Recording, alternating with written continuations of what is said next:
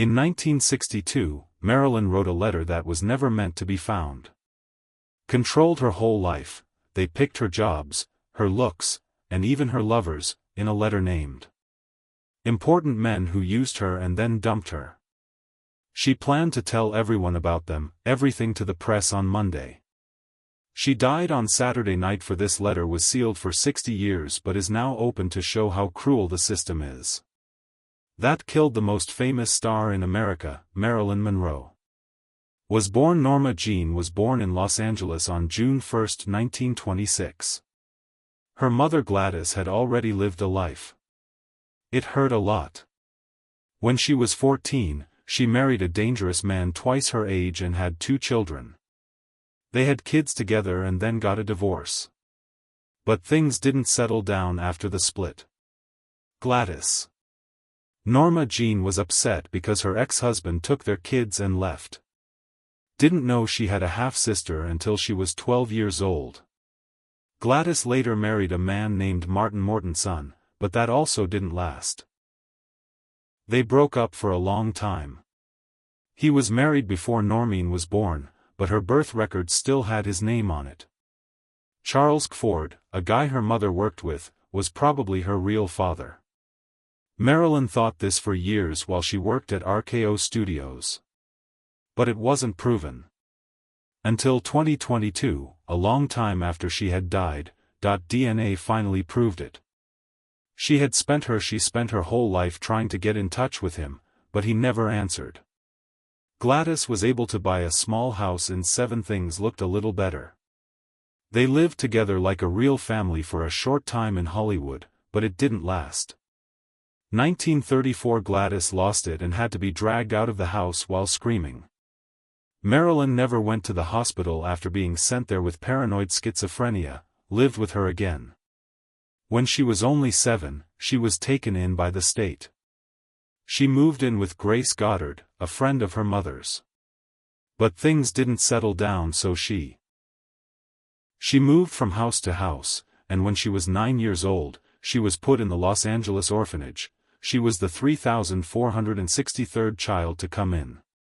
Her room had 26 kids. Other girls, she could see the RKO Studios water tower from the window. The place where her real father worked. She lived there for 21 months. Between those 9 homes, she went in and out of at least 9 were nice, while others weren't. She later said she might have been abused.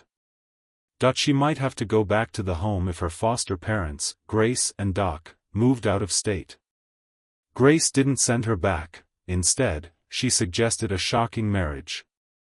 Set up the marriage of Norma Jean to their 21-year-old friend James Dougherty.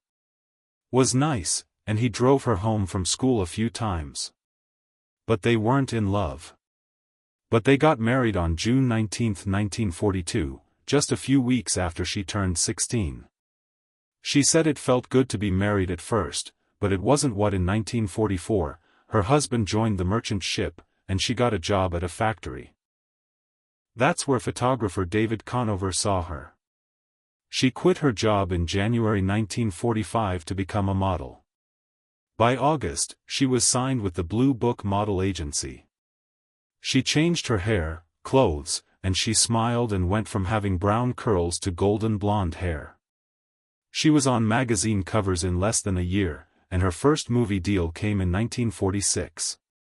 $75 a week at 20th Century Fox. That's when she changed her name to Marilyn Monroe. Marilyn's mother was an actress on Broadway, and her given name was Monroe. September, she split up with Dougherty because he didn't want her to be famous. First few months at Fox, she learned how to act, dance, and sing, but her parts were in 1947, when her contract was up, she went back to modeling. She didn't give up. I worked in companies, met important people, and got another shot in the end. During her time at Colia Pictures, she was in a cheap show but was fired by the company. It was 1949, and she was broke and only had $50 for a car payment. She stood naked for she thought no one would ever see the calendar, but the pictures would keep coming back to haunt her. In the fall of that same year, she met Johnny Hyde. He was 53 years old and she was 22. He got her acting lessons and put her on stage for interviews because he loved her so much. She got new clothes and even surgery on her nose and chin because of him. He begged her to marry him in 2 big movies, All About Eve and The Asphalt Jungle. He didn't want to leave his family for her, but she said no. It wasn't that she didn't care, she said, myself that I'd lose, because she didn't want to lose herself. That she had her own room. She stayed with Marilyn Monroe, not Mrs. Hyde. 1952, things almost went wrong. A reporter found the pictures of the naked calendar and broke the story. The studio tried to bury everything Marilyn said. Telling the truth, she said she was hungry and needed the money. They turned against her because they loved her more. She was honest, and it worked. Rushed 3 movies out to ride the wave of attention at the same time. Another truth came out that her mother wasn't dead but was in a mental hospital. Marilyn admitted it again. She decided to be honest, and this time, people loved her even more. Glam, she was still Norma Jean. She had been in 12 foster homes and had been through a lot. She had been beaten and seen her mother go crazy. She had never known a father's love. She felt calm when she was in the front row of a movie theater by herself for hours. She said, I wasn't raised like the average American kid because the average kid is like she had to teach herself how to be happy because she was raised to be happy. Marilyn Monroe did not become famous all of a sudden. She worked her way up from many times. They only played the pretty girl in the background in small parts. But there was something about her in even the small roles, like in Love Nest in 1951. People saw her, and Hollywood slowly caught on. By 1952, she was trying to break. She got rid of the dumb blonde image in Clash by Night by showing she could handle. In the same year, she played a babysitter with mental problems in the thriller Don't Bother to Knock. It was a short movie, only 76 minutes, but Marilyn put everything she had into the part. She studied, practiced, and did her best. Not many people liked it at the time, but later film experts said it was one of her best. The Hollywood Foreign Press named her the best young box office star that same year. Personality, at last, she was getting the attention she had worked for years. The Hollywood system behind the scenes was ugly. Powerful managers like Al Rosen Studios kept black books with lists of young actresses who were rated not because they were good, but because Monroe never let them get away with anything. Rosen was someone he worked with, but he still used her as an example. Would keep an eye on which girls could be laid. This wasn't just a rumor, it was a known fact. Women were sized up, measured, and passed around. A video later, Marilyn revealed this by showing how actresses were treated like things instead of artists. She wasn't the only one who went through that, she was just one of the few who. Later Marilyn did something brave. In 1953, she wrote a piece called Wolves. In I Have Known It, a big star first showed how bad things really were. She told stories about men who tried to break into her home and men who put together fake meetings with her. After walking her from the bank, she said that Hollywood was too busy. Said that men were interested in a woman's hair more than her heart. Wasn't just let off steam, it was a warning, and it came before the but. Sharing the truth didn't change how people saw her. By 1953, when she was in Niagara as a lead, she was the best in Gentlemen Prefer Blondes and How to Marry a Millionaire. The hair, voice, and walk were all things that people saw. Few people saw the pain, she once said. She said it was hard to be a sex symbol when she was tired and hurt. She tried to be taken seriously but was stuck in the part of the sexy, clueless girl. Blonde, even well-known scholars said that her look was made for guys, not her. That picture made her rich and famous, but it also broke her heart. On set, she passed out. She fought infections, anemia, and constant stress because she was so tired. She told Life magazine, "They treat you like a machine." She wasn't making it up. 20th Century Fox Studios had full power over her 1950 contract, which never changed. She made a lot less than other leading actors, even after she became famous. Daryl Zanuck, the head of the studio, didn't like her and wouldn't give her any serious parts. Fox fired her because she wouldn't do The Girl in Pink Tights in 1954. It made the news. But that was only the beginning. The studio watched over her weight, hair, and even with her dating life, she had to get permission before going to events or when she talked to the press. The press, they owned her image. When they gave her a bad script, she sent it back with just one word, no. It said trash all over it. Even in her personal life, she never fought for their freedom. In 1952, she met baseball star Joe DiAgeo. What she thought he would be. He wasn't the flashy jock she had imagined. I thought they were dating for almost 2 years and then got married in January 1954, it was a quiet wedding at the courthouse. They went on honeymoon to Japan. Thought that marrying her would make things better in her classroom, but the problems kept happening. Had just started. Later that year, they filmed the famous scene where the skirt blows up. From having an itch for 7 years. More than 1,500 people came to see it. But it was too much for DiAgeo. He was angry, and they got into a big fight the next night at the theater. He hit her back at the hotel. Her makeup artist had to cover it. The marks weren't the first time friends had seen them before she filed for divorce a few weeks later. They had been married for only 274 days. DiAgeo wanted a normal marriage. Monroe wanted to get a job, and he tried to control her by telling her what to wear and who to talk to. And begged her to stop acting. When she filed for divorce, she wrote that she had been through terrible mental pain. Friends confirmed that Monroe was mean and protective, and he once told a friend, "He wants to cut me off. I was cut off from everything in the world." The marriage had turned into a jail. Divorce was a lot of trouble, and it didn't stop there. 9 days later, DiAgeo heard that Monroe was seeing another man. He rushed to the flat where Frank Sinatra and other people were, kicked down a door, and found the wrong person. Florence Coates was the name of the woman who screamed in fear. She later sued and won a $7,500 payment, which is about $83,000 today. DiAgeo was made to feel bad. Sinatra and Monroe's friendship never got better, but Monroe had been in that night in the same building, she was just upstairs. Still, DiAgeo never really let go. After her third marriage ended in 1961, she was taken to the hospital and DiAgeo got her out of the mental hospital. He flew her to Florida and helped her get better. Friends say they were getting closer again. DiAgeo told people Marilyn Monroe and Arthur Miller planned to get married again when they met in 1951. Something clicked for her. She told a friend it felt like running into a tree. It was strong and hard to ignore. It was only a short meeting at the time. After many years, Monroe was famous all over the world and Miller won the Pulitzer Prize for They Fell Deeply in Love in Death of a Salesman. The world was shocked.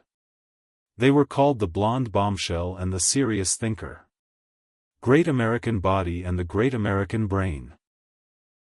Their love was in danger right away. Miller was put on FBI watch for possible ties to communism. Monroe was she refused to break up with him even though the companies got involved. But it didn't matter to them. On June 29, they got married in a quiet civil wedding. 1956 it was over in 4 minutes, and 2 days later there was a Jewish wedding at the Monroe, Miller's agent's home, became a Jew. She read holy books with Miller's, and she worked hard to become a part of his life. It wasn't just love she wanted. Miller wants a family, a place, and to be taken seriously for more than how she looks. Was crazy about her. He wrote her letters full of love and dreams. Before they got married in June 1956, he kissed a picture of her and wrote, "If you only love me, I'll make you a hero." In another letter, he wrote about how he imagined their mornings together, with her cooking. Breakfast was being eaten while he kissed her behind. She laughed that the kissing was making the eggs burn. Monroe found one of his secret notes in the love was a darker truth. Miller said she let him down. He wrote that his daughter was the only person he would ever really love. It broke her heart that the man who used to love her had now judged her. Miller saw something weak in her even early in their marriage. He wrote that she seemed to have been touched by death, not in a sudden way, but in her dreams. Sadness. He thought she was facing a battle in her mind. She felt everyone around her didn't get it. He said her pain was a sign she was still, but pain doesn't always help you get better, sometimes it just wears you down. Monroe had a solid relationship with Miller's father Isidore. They met in 1955 and Monroe dressed for their first date. She didn't want to look like a movie star, she just wanted to be seen as Isidore loved her like a daughter, not like a celebrity. She called him Dad in letters even after she divorced Arthur in 1961. She went to Florida to see Isidore and he put $200 in his coat pocket to make him feel less alone. She brought him to Madison Square Garden in May 1962 and happily called him her father-in-law a few months before she died. The marriage didn't last. Said they had 2 good years out of 5. He couldn't handle her drug use. While shooting The Prince and the Showgirl, she couldn't get away from her own darkness. Things fell apart. Miller saw her fight and said it was like a pretty vase breaking into sharp pieces. Dangerous parts. She found the note he wrote about being upset. She cried. Miller told her acting teacher that she had let him down more than anyone else. Began writing about her instead of to her. He looked at her pain like a doctor. No longer his buddy, just a subject. How far away and cold it felt hurt more. More than any fight. He wrote plays to try to make sense of it all, but they didn't help. He told her to forget how crazy she was, but his own stupidity stuck with him. Monroe was afraid of Miller before she met him. Her mother had been crazy. Marilyn was afraid it was in her because her grandmother had killed herself. Blood. She lived in foster homes and orphanages as a kid. Her mother were locked up. Those years left scars that never went away. In 1956, while shooting in England, she started to show signs of a major mental illness. Monroe was distraught when Sigmund Freud's daughter told her she had borderline paranoid schizophrenia. Being a mother was her worst fear. The pain got worse. In 1961, she checked. She thought she was going to Payne Whitney Psychiatric Clinic to rest, but she found herself. I was locked up with cement walls and bars on the windows. She felt like a dangerous criminal. She was so desperate that she broke a window with a chair and said, if you treat me like a nut, I'll act like a nut, she said. Floor. It took 2 days for her to tell Joe Diageo. He rushed to the hospital and they got her out. She then wrote her doctor a 6-page letter that was raw and it hurt, and she said it felt like a prison. Lights were locked up, and there was no private. From other patients on the walls. She didn't sleep. What is night even for? She asked. The woman in the letter said, it's just one long horrible day. She was so tired of life that she tried to get help. Over the years, she saw at least 5 therapists saw her 5 or 6 times a week at times, one doctor said. In spite of her fame, he was the only person she could talk to. Pills with barbiturates and amphetamines were given with the treatment. Sleep aids, tranquilizers, and more. Each one made her already weak mind even worse. In 1954, actor Peter Lawford Monroe met the Kennedy family through Lawford, who was married to JFK's sister. Night began one of the most well-known and controversial scandals in U.S. history. Monroe and JFK went missing together at a party that year. She later made fun of this, telling Lawford that his work was very inclusive and there were many reports that Monroe's maid said JFK was always he touched her and told her bad jokes. At one dinner, he put his hand up her leg. Blushed when he saw that she wasn't wearing anything underneath. But that wasn't the end of it. Later, Monroe also became They were seeing Robert Kennedy on May 19, 1962. Monroe sang Happy Birthday to in front of President Kennedy at Madison Square Garden. She wore a dress with 2,500 only rhinestones on it. She was sewed into it. It looked like she was shining, and Kennedy joked that he could quit after that show, but behind the sparkle after the fact.